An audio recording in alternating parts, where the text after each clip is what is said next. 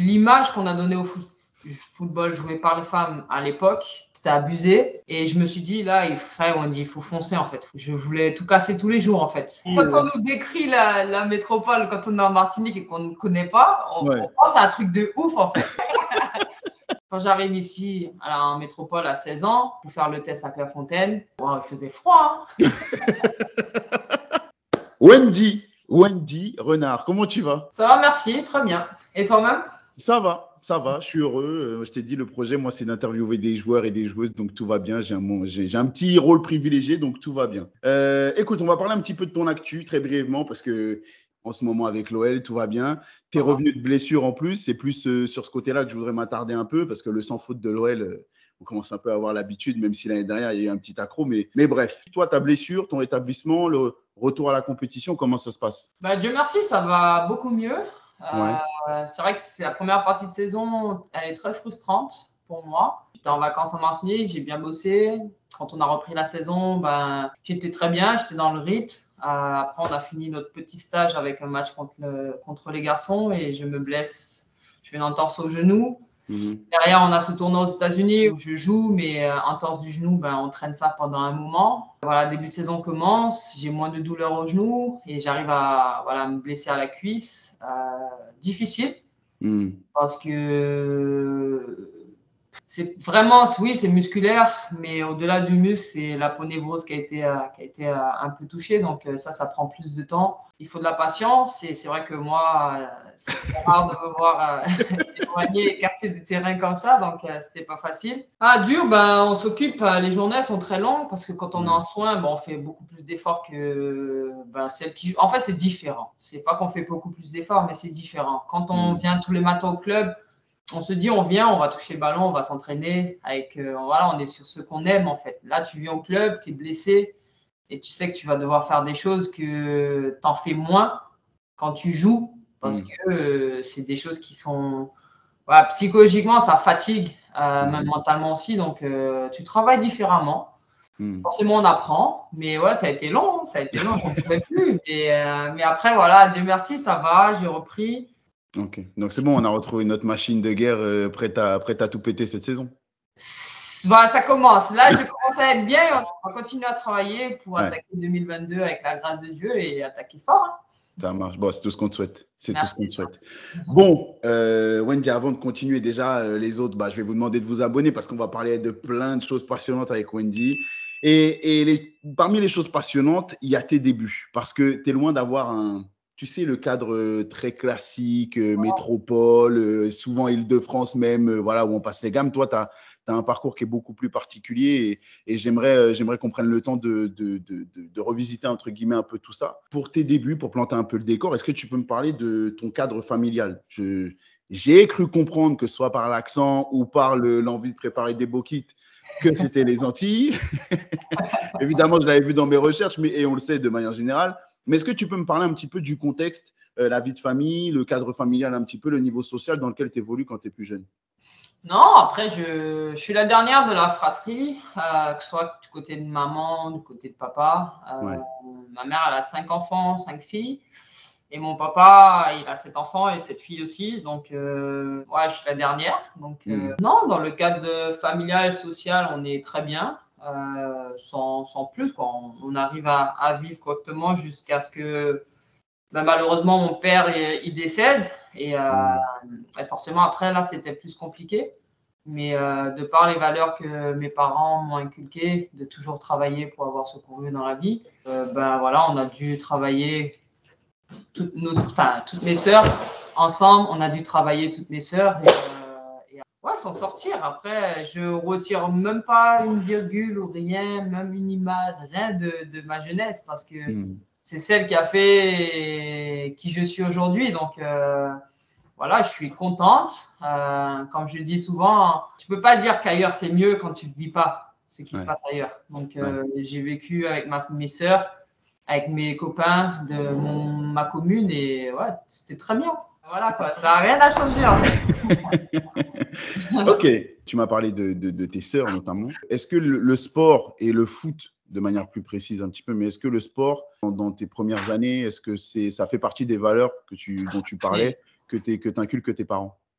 Oui, oui, parce que ma mère, elle a joué au hand, elle a joué un peu au foot avec ma tante, mais c'était pas du tout développé.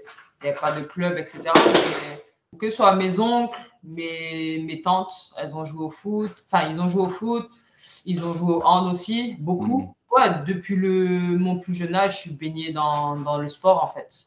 Que ce soit avec mes cousins, même les copains de ma commune. On se retrouvait toujours après l'école, même à l'école, à la récréation. Bon, on mettait vite deux paires de chaussures et on écrasait une bouteille et on jouait, en fait. Donc, voilà, depuis toute petite, je suis sportif à fond. Et ouais, aujourd'hui, je suis contente parce que je pense que c'est en moi depuis le plus jeune âge. Bon, aujourd'hui, le foot féminin, je n'ai pas besoin de te faire un dessin parce que tu fais partie des grandes actrices de tout ça. Le foot féminin est plus mis en valeur, je dirais pas bien, parce qu'il y a encore du travail, mais est bien plus mis en valeur au quotidien. Il y a les compétitions qui sont retransmises. Les jeunes joueuses sont encouragées un peu plus à aller à emprunter cette voie-là. De par ta vie aux Antilles, où je le sais, le sport n'est pas, on n'a pas droit aux mêmes installations, aux mêmes conditions de travail quotidien déjà dans le côté masculin. Alors j'imagine que c'est encore plus problématique du côté féminin. Quand tu es plus jeune et qu'on est déjà dans les apprentissages des bases qui sont fondamentales pour une joueuse professionnelle, quels obstacles tu rencontres toi à cette époque-là, de par tout le contexte que je viens d'énumérer?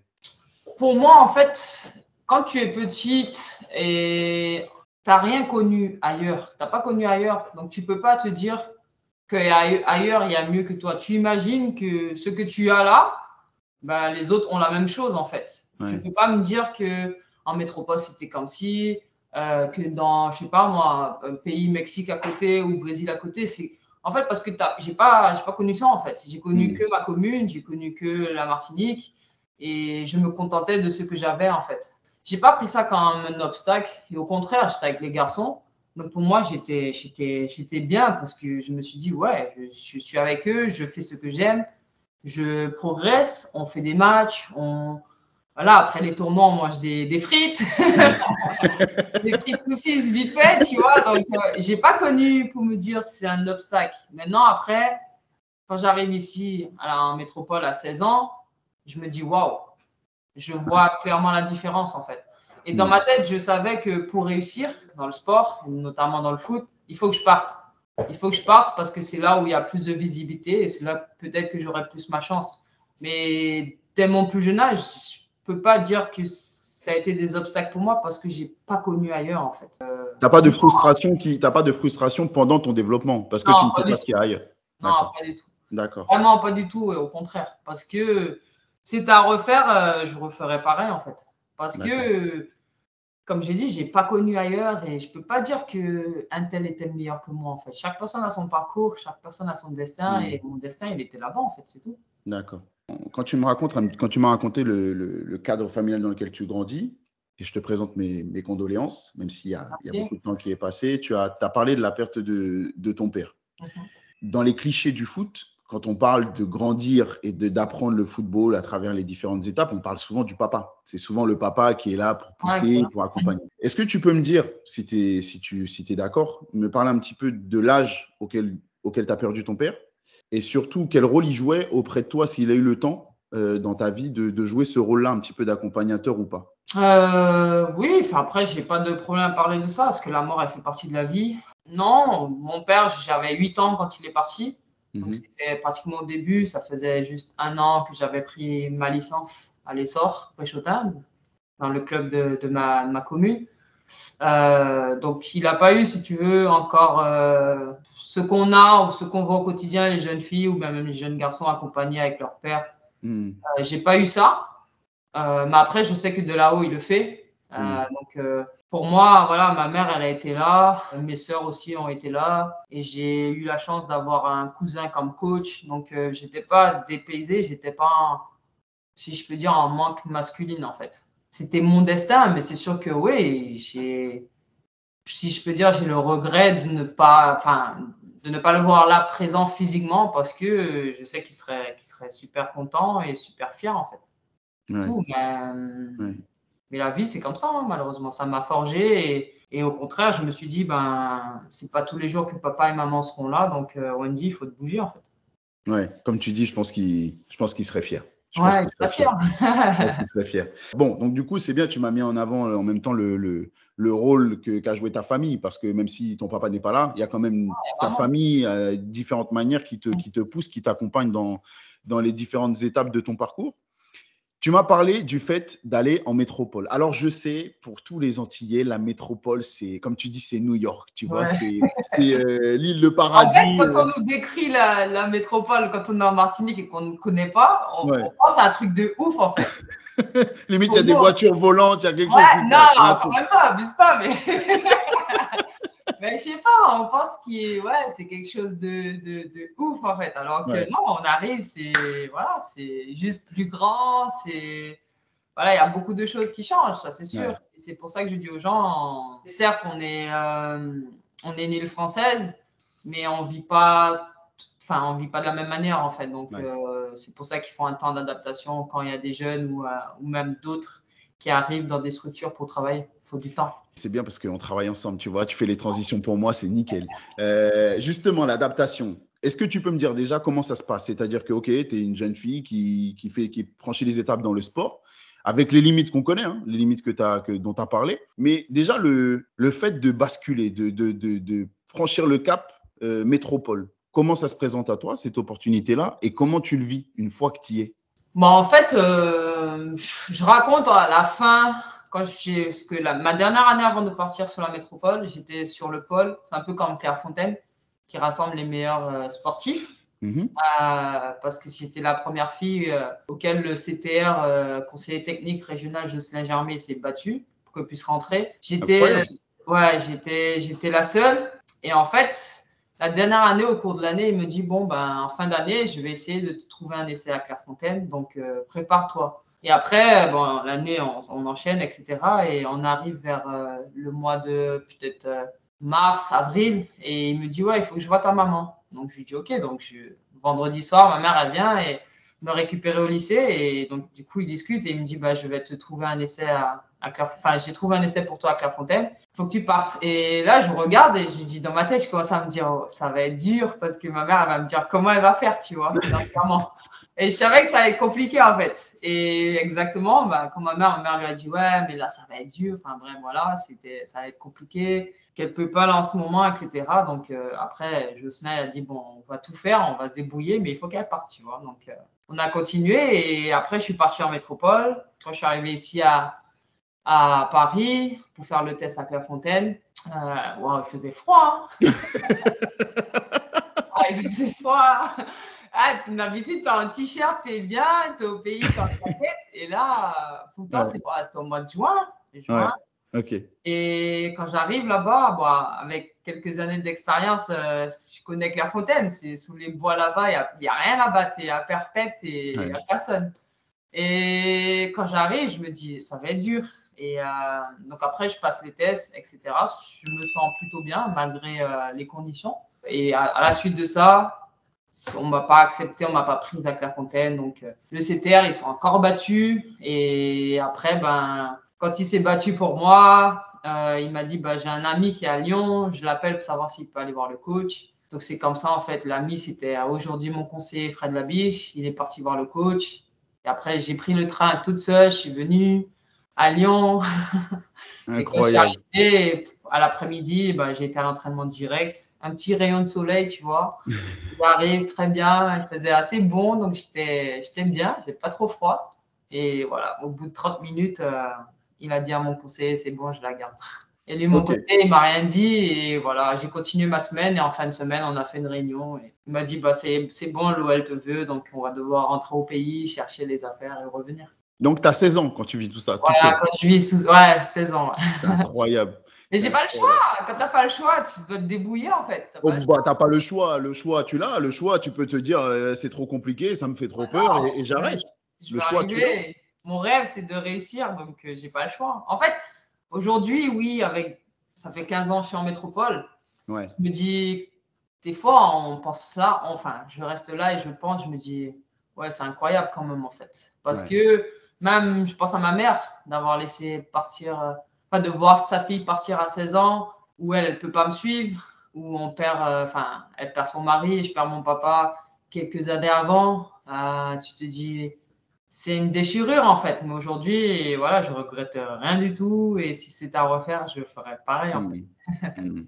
Mais quand même, avec l'image que tu as aujourd'hui, tu vois, on prend le recul un petit peu, on fait un gros bond dans le temps, mais avec l'image que tu as, ce que tu représentes au niveau du foot international, parce qu'il n'y a pas qu'en France que tu es connu et bien connu, et c'est au niveau international. À quel moment est-ce que tu as basculé dans le, si ça a été le cas, basculé dans le je ne me bats plus que pour mon parcours, je me bats aussi pour les filles de manière générale, pour leur reconnaissance, pour le fait d'être mise en avant, d'être épaulée, d'être aidée. À quel moment tu as cette prise de conscience-là?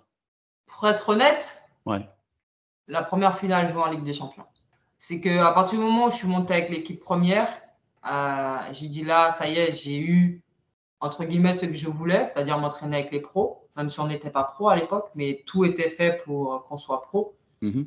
Et je me suis dit, là, il faut foncer, en fait. Il faut travailler dans ma tête. J'allais à l'entraînement. Je voulais tout casser tous les jours, en fait. Concentré, appliqué et déterminé, en fait. Ouais. Et après, on a fait la première Ligue des Champions. Et quand j'ai vu l'engouement que ça a fait, même tout ce que le président a pu mettre en place pour nous, l'année d'après, il y a Patrice Hilaire qui est arrivé, le nouveau coach, parce que la première année, enfin mes premières années, c'était avec Farid Benstiti. Mhm. La deuxième année, avec Patrice, Mhm. là, je me suis dit, ça y est, on a un rôle à jouer déjà pour nous, pour changer en fait notre quotidien. Mhm. Parce que plus tu gagnes et plus c'est facile de demander des choses pour ça, pour améliorer le quotidien.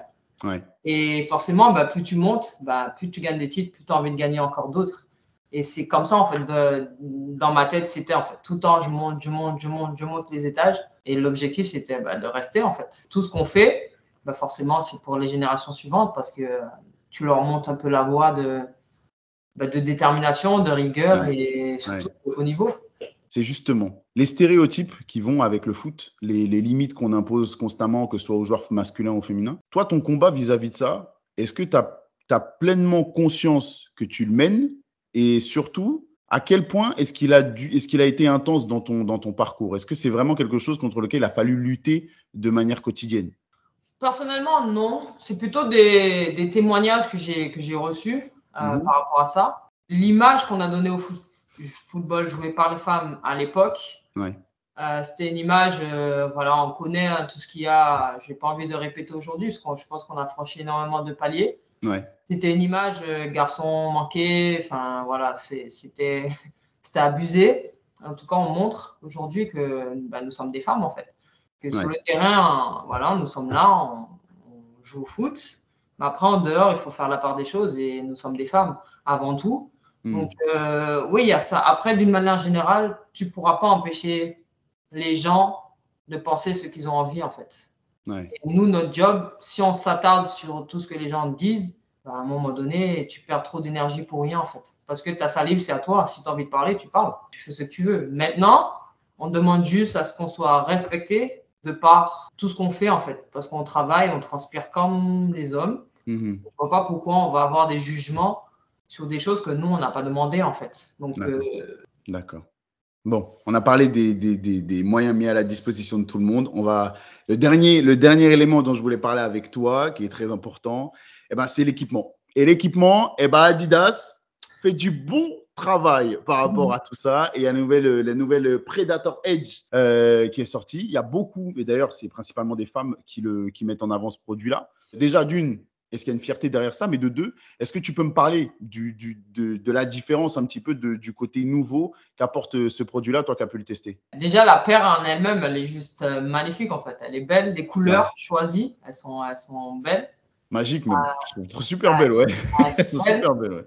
Après, oui, c'est une fierté pour moi aujourd'hui de voir ce qu'on parle de Predator. Mm. Et quand on parle de Predator, il y a deux noms qui sortent de cette paire-là, en fait. C'est Zizou Mhm. et David Beckham. C'est Ouais. des joueurs à classe mondiale et c'est vrai qu'aujourd'hui, de pouvoir mettre son nom dans ce genre de campagne, ouais, c'est juste magnifique. Il y a encore quelques années, on n'aurait sûrement pas vu ça. Mais on voit qu'on évolue et c'est très Mm. bien. Après, sur la paire en elle-même, de se sentir confortable dans ses propres chaussures, que ce soit pour sa qualité voilà, de jeu long, de passe, d'intervention. Si j'ai envie de dire, c'est un problème en moins dans sa tête, en fait. Et quand on est bien dans ses chaussures et à l'aise, on se concentre que sur le jeu. Et le jeu, c'est plaisir, c'est les passes, redoublement de passes, c'est voilà, les jeux longs, les crochets, etc. Tout ce qu'on a et la finition, donc tout ce qui va avec. Et ouais, j'ai juste hâte de la porter en fait. Wendy, merci beaucoup. Merci à toi, c'était très, très sympa et ça a fait plaisir. C'est vrai, tu as passé un bon moment? Un très bon moment. Moi, je suis ravi de t'avoir rencontré et puis j'espère qu'on aura la chance de se revoir dans d'autres conditions. Ça marche? Avec plaisir, pas de problème. À bientôt. Merci beaucoup, prends soin de toi. Yes, Ciao. merci toi aussi.